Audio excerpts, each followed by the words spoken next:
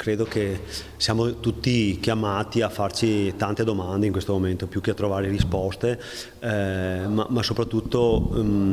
farci domande e provare a cambiare prospettiva, punto di vista e soprattutto metodo rispetto al passato. Impongono riflessioni inedite i giovani di oggi, alla luce anche di episodi di cronaca che coinvolgono ragazzi sempre più piccoli, dai bambini delle elementari che hanno accerchiato e picchiato un tredicenne a Gorgo al Monticano, all'alunno che ha spinto a terra una maestra a Oderzo mandandola al pronto soccorso. Credo che alcune cose succedono anche perché c'è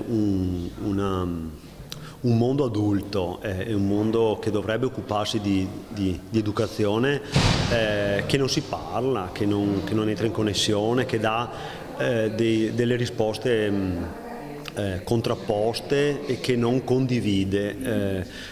alcune visioni che possiamo avere del mondo, insomma, ecco. E a Oderzo, di contro, è partito per il terzo anno il progetto Operatività di strada e comunità, mirato non solo ai ragazzi che manifestano disagio. Obiettivo: un coinvolgimento dei più giovani, grazie proprio alla sinergia tra comune, parrocchia del Duomo e operatori, che adotta la strategia dell'andare a intercettare i ragazzi su più livelli. Abitare i diversi luoghi,